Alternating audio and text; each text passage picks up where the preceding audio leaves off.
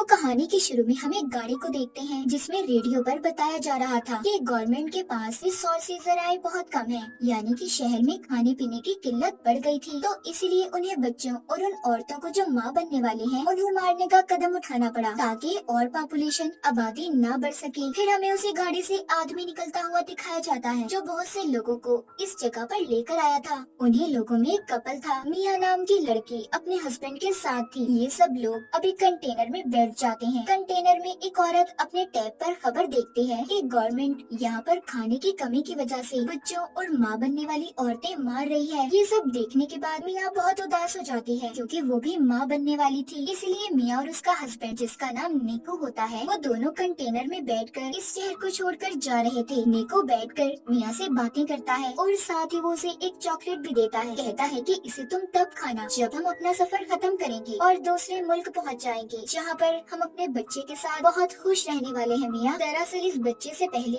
मिया की एक और बेटी भी थी जिसको यहाँ की पुलिस ने मार दिया था। अब इनकी बातों के बीच कंटेनर का दरवाजा बजने लगता है। जब निको देखने जाता है तो एकदम से दरवाजा खुल गया था। अंदर और भी बहुत से लोग आते हैं। इस कंटेनर में बहुत सारे लोग जमा हो गए थे, इसीलिए बाहर खड़ा आदमी जिसके हाथ में गन थी वो कहता है कि आधे लोग बाहर आ जाओ, हमारा दूसरा कंटेनर आ रहा है, बाकी उसमें जाएंगे। तभी निको को भी उन लोगों के बीच में गन दिखाकर निकाल लिया जाता है। मिया कंटेनर के सुराग से देखती है निको को 107 नंबर के कंटेनर में भेजा जा रहा था। निको मिया से फोन पर बात करता है। वो उससे कहता है फिक्र नहीं करो, हम दोनों एक ही जगह पर जा रहे हैं, हम इकट्ठे हो जाएंगे, बस तुम इस सफर के दौरान अपना और मेरे बच्चे का ख्याल रखना और इर्द गिर्द किसी भी इंसान पर भरोसा मत करना। मिया का कंटेनर चलने लगता है। रास्ते में वो देखती है गवर्नमेंट की पुलिस बाहर औरतों को जमा करके, जो खास तौर पर माँ बनने वाली है, उन्हें मार रही होती है। कुछ देर के बाद कंटेनर रुक जाता है। मिया सुराग से देखती है कुछ ऑफिसर्स ने कंटेनर को तलाशी के लिए रोक लिया था। अब कंटेनर को खोलकर जब चेक किया जाता है तो वो उन्हें पूरा खाली मिलता है। दरअसल इस कंटेनर के अंदर छुपने की खुफिया जगह थी, सभी लोग उधर छुप गए थे। ऑफिसर जब गोली चलाता है तो उसे भी पता चल गया था कि अंदर खाली बहुत सी जगह है। अब पुलिस ऑफिसर सबसे कहता है देखो खुद ही सब लोग बाहर आ जाओ वरना तुम्हें ऐसे ही मार दिया जाएगा। ये सुनकर मिया उस कंटेनर के अंदर रखे डब्बों के ऊपर चढ़ गई थी। तभी वहाँ पर एक लड़की भी जान बचाने की खातिर दरवाजा खोल देती है। जैसे ही वो बाहर आती है ऑफिसर ने उसके सर पर गोली चला दी थी और फिर एक एक करके सबको मार दिया जाता है। सबको खत्म करने के बाद ऑफिसर ये हुक्म देता है कि यहाँ से लाशों को ठिकाने पर लगाकर कंटेनर को साफ करके शिप में भेज दिया जाए। ऑफिसर के आदमी ऐसा ही करते हैं। मिया जो कि ऊपर की तरफ जाकर छुप गई थी, अब वो नीचे आती है और निको को फोन लगाकर बात करने की कोशिश करती है, मगर निको का फोन बंद आ रहा था। इससे मिया बहुत ज्यादा परेशान हो गई थी। फिर वो वहाँ पर उन्हीं मरे हुए लोगों के सामान को देखने लगती है जो कंटेनर में थे। उसे एक बैग से ड्रिल मशीन, चाकू, लाइट मिलती है और भी बहुत सी चीजें थी। मिया का कंटेनर शिप में रखवा दिया जाता है। रात भी हो गई थी। तभी समंदर में तूफान आ गया था। उस तूफान की वजह से मिया का कंटेनर जोर जोर से हिलने लगता है। वो मदद के लिए बहुत चिल्लाती है, मगर यहाँ पर कोई भी उसकी आवाज सुनने वाला नहीं था। कंटेनर अब और भी ज्यादा जोर जोर से हिलने लगा था, जिस वजह से मिया का सर एक बॉक्स पर लगता है। वो बेहोश हो गई थी। अब जब सुबह होती है और मिया को होश आता है तो देखती है कि उसका कंटेनर बाकी कंटेनर्स की तरह समंदर में डूब रहा है। वो निको को कॉल करने की भी कोशिश करती है, मगर उसका फोन भी टूट चुका था। पास ही से उसे बहुत सी आवाजें आ रही थी जो कंटेनर में बंद लोगों की आवाजें थी। सब मदद के लिए चिल्ला रहे थे। वो अपने कंटेनर के सुराग से देखती है कि 107 नंबर वाला कंटेनर पानी में डूब गया है जिसमें निको था। अपने हस्बैंड की ऐसे मौत देखकर तो वो बहुत ज्यादा टूट चुकी थी। सोचती है कि अगर निको ही नहीं रहा तो मैं जिंदा रहकर क्या करूंगी। इसलिए अब वो खुद को भी मारने की कोशिश करती है कि तभी उसे अपने बच्चे का एहसास होता है। वो अपने बच्चे के बारे में सोचने लगी थी, इसलिए मरने का इरादा बदल लेती है। वो ये सोचकर खुश हो रही थी कि बहुत जल्दी इस दुनिया में उसका और निको का बच्चा आने वाला है। यही सोचते सोचते वो सो जाती है। अब जब सुबह को वो उठती है उसके कंटेनर में पानी भरने लगा था। वो डूब रही होती है।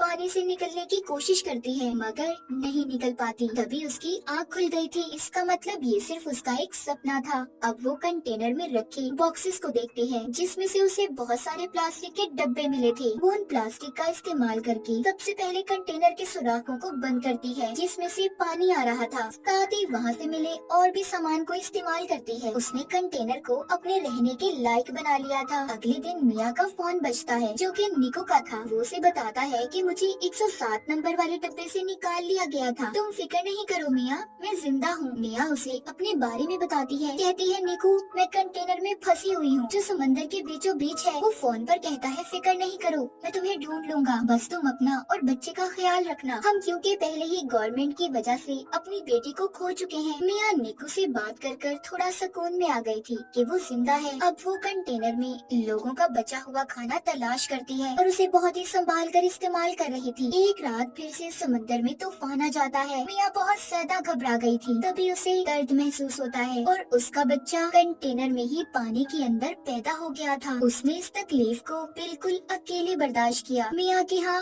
बेटी हुई थी जिसे देखकर वो बहुत खुश होती है। उसने उसे अपने गले लगा लिया था। वो अपने बेटे का बहुत ख्याल रखती है। आहिस्ता आहिस्ता मिया भी ठीक हो गई थी मगर अब उसके पास पड़ा खाना भी खत्म होने लगा था। वो सोचती है कि आखिर कब तक वो ऐसे ही इस कंटेनर में बंद रहेगी। तभी उसे अपने सामने पड़ी ड्रिल मशीन नजर आती है। ये उस मशीन को लेकर कंटेनर के ऊपर रास्ता बनाने की कोशिश करती है। तभी इसकी बेटी भी रोने लगी थी। ये नीचे आती है और अपनी बेटी को संभालती है। अगले दिन फिर से ये रास्ता बनाने का काम करती है मगर अब ड्रिल मशीन भी बंद हो गई थी। मिया ने गुस्से में उस मशीन को फेंक दिया था। तभी से चाकू नजर आता है। ये अब उस चाकू का इस्तेमाल करती है मगर चाकू भी टूट गया था। मिया देखते हैं कि उसके पास अपना पीने के लिए पानी बचा था और न खाने के लिए खाना। उसकी हालत बहुत ज्यादा खराब थी। वो बेहोश हो जाती है। उसे अपनी बेहोशी की हालत में अपनी बेटी नजर आती है जिसको गवर्नमेंट ने मार दिया था। उसे अपने पास निको भी महसूस होता है जो उससे बस यही कह रहा था मिया इसमें तुम्हारी कोई गलती नहीं, तुमने हर कोशिश की। ये तभी मिया के मुंह पर बारिश का पानी गिरता है। उसे होश आ गया था। वो अब एक कपड़े को फंसाकर कंटेनर के उस हिस्से को खींचती है जिसमें उसने सुराख किए थे। मिया की मेहनत रंग ले आई थी। रास्ता खुल जाता है। वो पहले तो डब्बों में पीने के पानी को जमा करती है।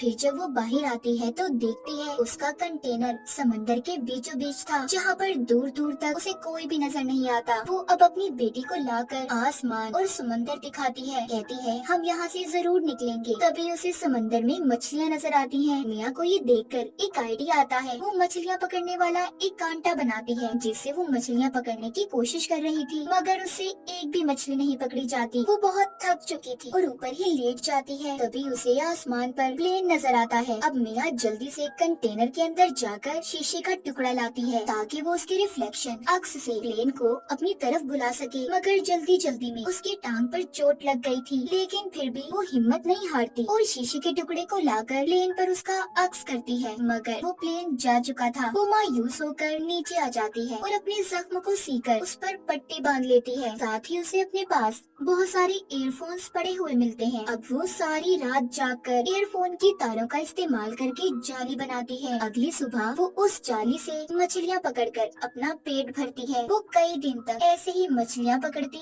और अपना पेट भरती। उसने अपने पास पड़े डब्बों में भी मछलियाँ पकड़कर रख ली थी। वो रोजाना अपना नंबर लिखकर प्लास्टिक के डब्बों में बंद करके बहा दिया करती थी ताकि कोई तो उसकी मदद के लिए आए। एक रात उसे निकू का फोन आता है जो कहता है मिया मुझे माफ कर दो, मैं तुम्हें बचाने नहीं आ सका। हमारे कंटेनर को पुलिस ने पकड़ लिया है, मुझे गोली लगी है। मिया कहती है निकू हमारी बेटी हुई है जो बिल्कुल तुम्हारे जैसी है। वो उसे अपनी बेटे की आवाज भी सुनवाती है कि तभी उसका फोन बंद हो गया था। मिया बहुत रोती है और कंटेनर के ऊपर ही सो गई थी। ऐसे ही उसे कंटेनर में रहते 32 दिन गुजर जाते हैं। कंटेनर में जितना भी सामान था सब मिया ने इस्तेमाल कर लिया था जो जो उसके काम आ सकता था। अब वो कंटेनर के ऊपर डब्बों का इस्तेमाल करके एक छोटी सी कश्ती बनाती है जिसमें उसने अपनी बेटी को लिटा दिया था और मछलियाँ जमा करती है कि तभी उसे एक परिंदा नजर आता है जिसे देखकर वो सोचती है कि आसपास जरूर कहीं खुशकी होगी। थोड़ी देर में रात भी हो जाती है। मिया के कंटेनर में पानी भरने लगा था। उसकी बेटी की तस्वीर कंटेनर में गिर गई थी। मिया जब उसे लेने जाती है तो उसका पाँव रस्सी में फंस गया था। तभी ऊपर से उसकी बेटी की छोटी कश्ती पानी में बह गई गई थी। मिया किसी तरह अपने पाँव को जैसे तैसे छुड़वाकर बाहर आती है, मगर अब उसे अपनी बेटी कहीं पर नजर नहीं आती। वो पागलों की तरह उसे यहाँ वहाँ ढूंढ रही थी, मगर वो उसे कहीं पर भी नहीं मिलती। दूसरी तरफ मिया की बेटी के पास एक बहुत बड़ी व्हेल मछली आती है जो उस पर पानी गिराती है, तो मिया की बेटी रोने लगी थी। मिया अब उसकी आवाज सुनकर तैरकर उसके पास पहुँचती है और अपनी बेटी से कहती है, मैं सिर्फ तुम्हारी वजह से जिंदा हूँ, असल में तो तुमने मुझे बचाया है। इतना कहकर मिया उसी कश्ती का सहारा लेकर सो जाती है। जब सुबह होती है और मिया की आँख खुलती है तो वो डब्बा खोलकर एक मछली खाती है जो उसने कश्ती के साथ डब्बे बांधे हुए थे। मिया अपनी बेटी को देखकर कहती है, हमने वो सब किया जो हम कर सकते थे, असल में तुमने मेरी जान बचाई है। तभी मिया आसमान पर कुछ परिंदे देखती है, वो उनके लिए मछलियाँ फेंकती है। उसके इर्द गिर्द बहुत सारे परिंदे जमा हो गए थे। तभी दूर से बोट कश्ती में एक लड़की की नजर उन परिंदों पर पड़ी थी। वो अपने डैड को अपनी बोट वहाँ पर ले जाने का कहती है। जब ये उधर आते हैं तो इन्हें मिया की बेटी मिलती है। वो लड़की उस कश्ती को देखकर सोचती है कि आखिर इतना प्यारा बच्चा वो भी पानी में किसी ने कैसे छोड़ दिया। तभी उन्हें मिया की बेटी की कश्ती के साथ एक रस्सी बंधी हुई नजर आती है। जब वो उस रस्सी को खींचते हैं जिसमें से मिया बाहर आती है, उसने दरअसल उस रस्सी को अपने बाजू से बांध लिया था। वो मिया को ऊपर खींचते हैं। लड़की उसे बचाने की कोशिश करती है क्योंकि मिया बेहोश हो चुकी थी। वो लड़की मिया को किसी तरह होश में लाने की कोशिश करती है, मगर मिया का सांस पानी में रहने की वजह से बंद हो गया था। जब मिया अपनी बेटी की रोने की आवाज को सुनती है तो उसे होश आ गया था। वो उनसे पूछती है कि मेरी बेटी कहाँ पर है। वो लड़की मिया की गोद में उसकी बेटी देती है। बोट में लड़की के डैड मेडिकल मदद बुला रहे थे। मिया सबको देखकर बहुत खुश थी कि उसकी और उसकी बच्ची की जान को इन लोगों ने बचा लिया। वो अपनी नई जिंदगी के बारे में सोचकर रोने लगती है। मिया ने बहुत सी मुसीबतों का सामना किया था, आखिरकार उसने अपनी और अपनी बेटी की जान को बचा लिया। माँ बनने की ताकत ने उससे हर वो काम करवाया जिसके बारे में उसने कभी सोचा भी नहीं था। उसने एक बहादुर लड़की की तरह कंटेनर में बहुत से दिन गुजारे। मिया की इसी बहादुरी को दिखाते हुए इस फिल्म की कहानी भी यहीं पर खत्म हो जाती है।